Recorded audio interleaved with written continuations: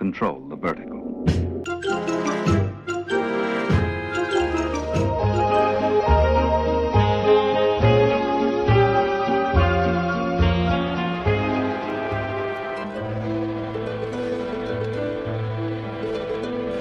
Welcome to Anthologic, the TV anthology podcast. I am your host, Mark. Anthologic is a podcast dedicated to exploring the good, the bad, and the odd of horror, science fiction, and the best of mystery suspense anthology shows and series on TV.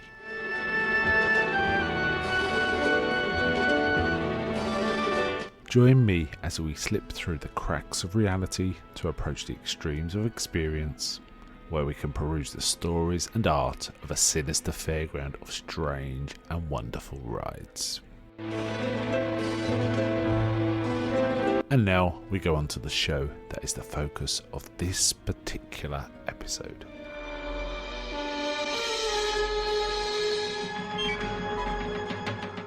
Welcome to this episode of Anthologic. We host Mark, joined today by Sam. Hi, Sam. Hey there. So it's our fifth Outer Limits episode. These kind of going quite fast. This one was The Sixth Finger, starring David McCallum, Edward Mulhare, and I'm trying to remember the girl's name. Something Howarth. Oh man, that's really bad. I forgot. Jill Howarth. Jill Howarth, yes. So this one first aired on the 14th of October 1963. It was 11th in production, but I put it as the 5th episode. What do you think of this one? It was pretty goofy, but I quite enjoyed it. So I have to say, this is my favourite of the ones we've watched so far. I think this was a very solid stand-up episode. The only exception being there was the accents. They were not Welsh. They were not Welsh. There was a range of accents. Some of them were kind of Yorkshire and kind of Cockney, and it was kind of a bit weird. But I guess to the American ear of that era, it all would sound British, right? Yeah. So, yeah. The only other real anachronism was there's a bit where policemen sort of confront him and they got guns, and that just did not happen in Britain. It doesn't happen now, apart from if it's a special, a SWAT team or something, or a security issue. Policemen don't carry guns in the UK at all, so that seemed a bit weird. But okay. Edward Mulhare, interesting. He's the mad scientist in this one, basically trying to advance evolution. Which seems stupid because evolution works by genetic, reproduction. Yeah. You can't just advance evolution on one thing. But anyway, it's also it's not linear. It's like it's a potential web. So it's cool. It's often anyway. Yeah, let's not get into all the stuff about evolution. There's a lot. I know a lot about evolution. Let's not get into that. But basically, he's changing over time, and they advance him 20,000 years or something.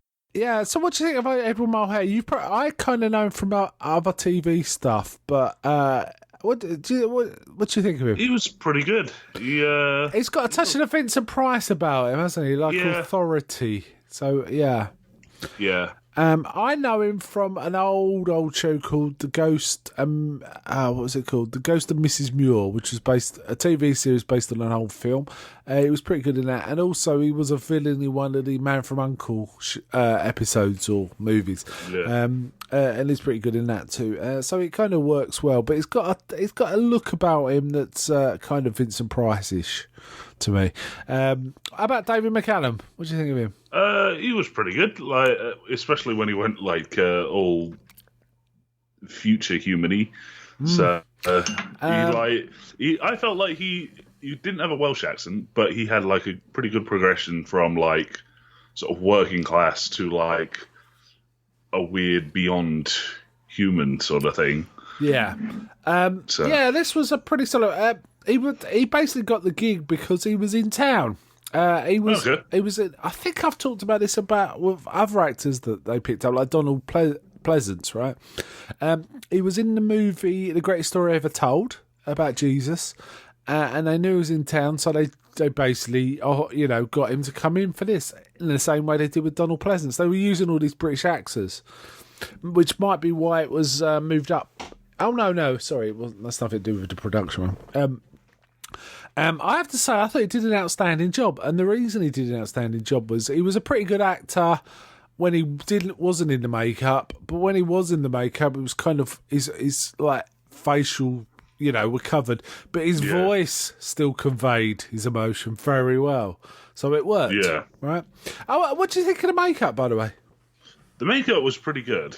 It was good. So. Apparently, David McCallum made a joke about this makeup because they, I think in the 80s or something, they made a Halloween mask of it. So it was like a Halloween mask. And they sent him one. And he said, I finally got my head back. It was kind of, that was his joke. Another thing about this one is the showrunner, Joseph Stefano, would pretty much rewrite every script. But with this one, it was like, no, this is perfect. We could have this. I don't have to do any writing on this. It's good enough as it is. So it was like a really good script. However, they did do some rewriting because there was a lot more characters in the original, so they compressed them and changed things around. But apparently, by the time they'd done that, they had too short an episode, so they had to think of ways to sort of extend it. And the whole musical sequence was something Stefano wrote and put in. Well, it integrates well. It doesn't feel like filler, does it? No. It's all like, when we say musical number, it's the bit where he's with the accordion, right? No. I'm talking about the piano. There's a bit where he's basically one of the really interesting things is he's voracious for books. He says, "Give me books, I need books," and he keeps reading. And I think the way they approached the music stuff sort of fed directly into that and made it feel organically part of the whole story. Where he was saying, music, it's mathematics." Was what he said and stuff like that. So that was pretty cool. There was a little side drama about, one of his minor mates were teasing him and harassing the girl basically in this. The girl was kind of she kind of kicked the whole story off because she was taking bread to the professor and he took some of her blood because he said, I might be. She was saying, could you make me clever? And he said, well, let me take some of your blood. And she just didn't want to be. Not stupid, but ignorant, maybe. She seemed a bit stupid, though. That's how it was written. The character was written that way. I just like some of the lines. Some of the lines are very solid. The bit where he said, "Your ignorance makes me ill and angry." It was kind of authentic. All right, this is a fantastical story, but it felt kind of authentic. So it's kind of interesting. I think my favourite, out of nowhere bit was where he storms off to, murder everyone in town and then just stops because as he was wandering off, he evolved beyond emotions, so he just doesn't care anymore. Yeah, I thought that was a really nice touch and it worked, didn't it? Yeah. It was you thought it was going to wreak carnage on everyone. It was in the middle of the coppers trying to shoot him, even. It was like, I don't want to do this anymore. It's like, I don't need to. There was a goofy bit where they regressed him and he kind of turned apish. That was silly. Oh, we got to talk about the monkey. Ugh, that wasn't a good insult, was it? The monkey being intelligent because it was so obviously a man in a suit. Yeah. And he was doing electrical stuff and this is so goofy. He was putting files away and... he was doing circuitry, so that was a bit goofy. Though I thought it was going to tie into the ending somewhat, in that it would have I'm still too on board with night gallery sort of thinking, and Twilight Zone sort of thing. So I was expecting him to regress into another monkey. Yeah. And then the professor would just have two monkeys. So. Apparently, in the original script, he turns into protoplasm. They regressed him too far. But they wanted a slightly more upbeat ending. I think this ending works quite well. It's quite sweet, really. Yeah. There was a bit of controversy around this because of the talk of evolution and the southern states. They did not, they were worried about the sponsors and stuff like that. Well, yeah, this was the 60s, early 60s. So they didn't want to sort of say, well, they had to kind of tone down some of the language. Though I think it was kind of obvious they were talking about evolution. It wasn't just, beings change and stuff like this. So there was a bit of that. Yeah, like I say, there was lots of characters they kind of excised, but they changed the ending, so he did turn into like a jellyfish or whatever. Yeah. So I thought it was kind of worked for me. Nice mad scientist story.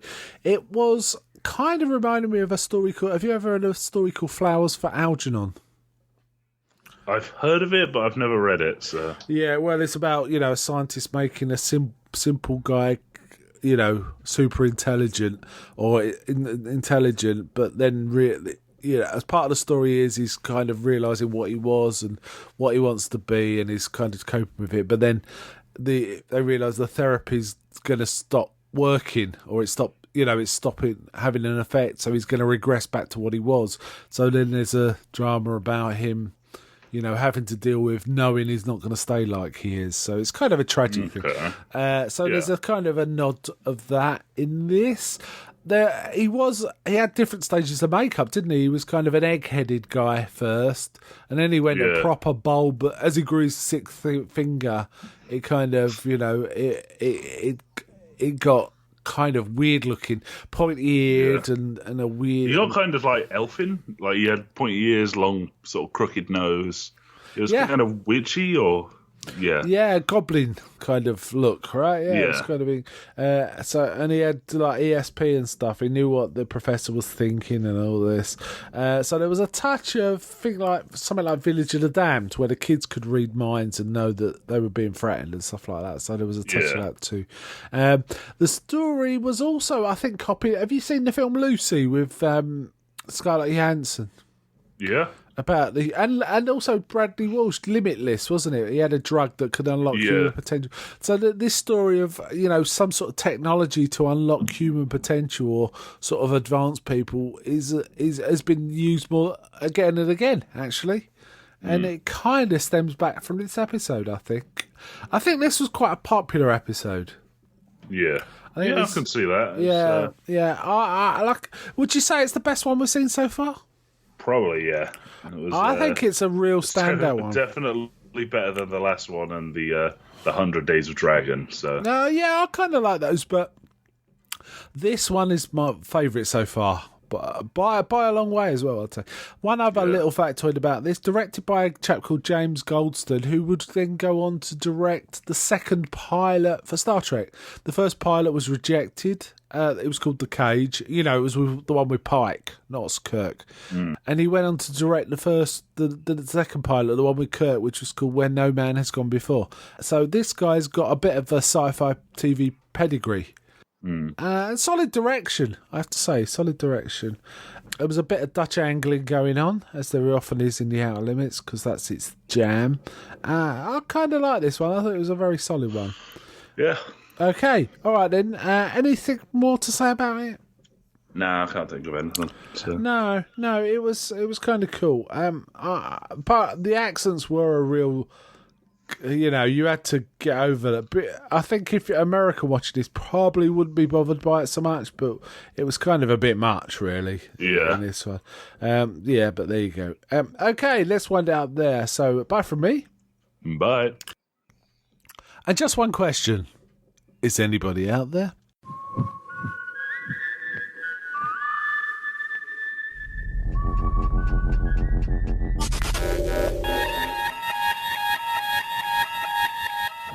We now return control of your television set to you until next week at this same time, when the control voice will take you to